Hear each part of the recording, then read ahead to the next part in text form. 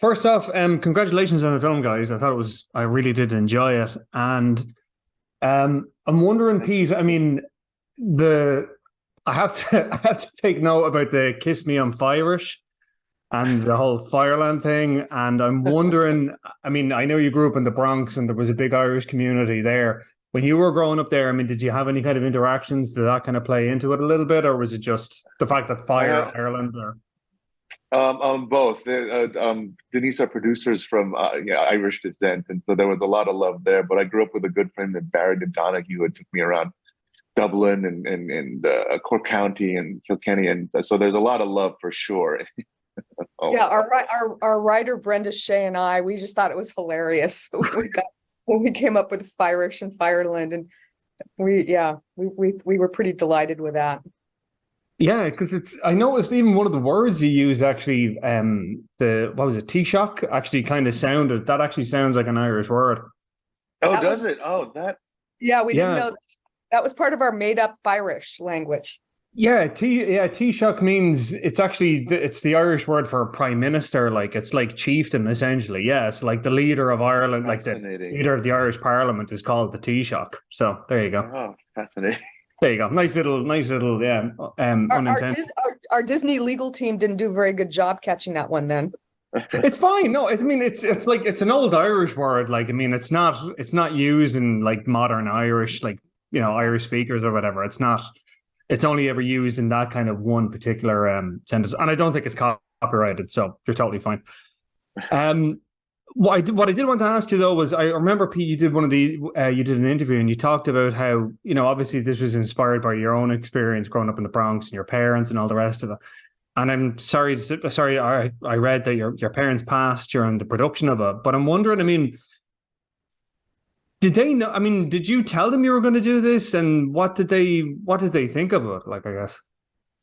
A little bit. The only thing that my father did, because he passed really early in the development, my sort of executive producer at the time told me, you should get these stories out of your parents. And I got to ask my father, like, why did you leave your country? Why did you come here? I had heard stories when I was a kid, but I never got the full download. And that's about most that I got before he passed away. So I got these last bits of his story, and then he surprised us all. And then with my mother, not a lot. You know, she got sick right after my dad passed away with cancer, and then there was just this long sort of road. And I tried showing her artwork, I tried telling her what we were doing, but I don't know if she was quite there. But that was about it. But today we're going to have a premiere in LA, and my brother's here, and he hasn't seen anything, and so I'm looking forward to hear his response of, you know, what we've done.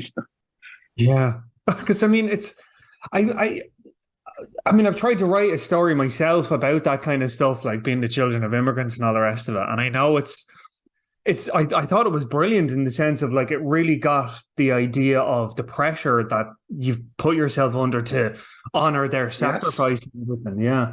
And then. Yeah, Brian, that's amazing. Yeah, the burden, you mean. Yeah. Yeah. That it's really, like, it was very. I mean, I know other friends of mine and stuff like that, I know they would see this and see it as well, because it's obviously a very common thing. But I'm wondering, I mean, when you were, you know, during the development and all the rest of it, I mean, did you talk to anyone else that were like children of immigrants? I mean, did they have similar experiences as well? Yeah, Denise rolled in about 100. How many artists, Denise? Yeah, I mean, we had, I would say, we put out an email to Pixar. Anyone who's first or second generation immigrant, we'd love to talk to you. And we had, I think, over 200, almost 250 people respond. So first, the realization of how many people at the studio are first or second generation immigrants was pretty. It was, I don't know why I was surprised. I shouldn't have been. And then just hearing these stories was really incredible. And we spoke to people in like groups of 8 to 10 people, and it was really emotional. Also for those people to come together, that they many of them said that they never had an opportunity to talk about it. So it really was, it was frankly a career highlight. And it was such an honor to hear these stories. Yeah. And just to say, a lot of those people ultimately worked on the movie. The movie was predominantly made up of first and second generation immigrants. Yeah, and it's actually another point as well, is that when it was like when I was listening to the score of it, like Thomas Newman, like it seemed like at certain points it sounded Asian, then other points it sounded kind of Indian, and then other points it sounded like it was a great. There was loads of like different influences, I guess, which I loved. I thought was terrific. Yeah, it was a very mindful thing of trying to disrupt, so that that we weren't appropriating really any one culture, that we weren't assigning a culture to an element and trying to find a unique quality through the element to bring us toward it. Yeah, we did that with music and the casting, just to say as well. We really did try to disrupt it in a very mindful way.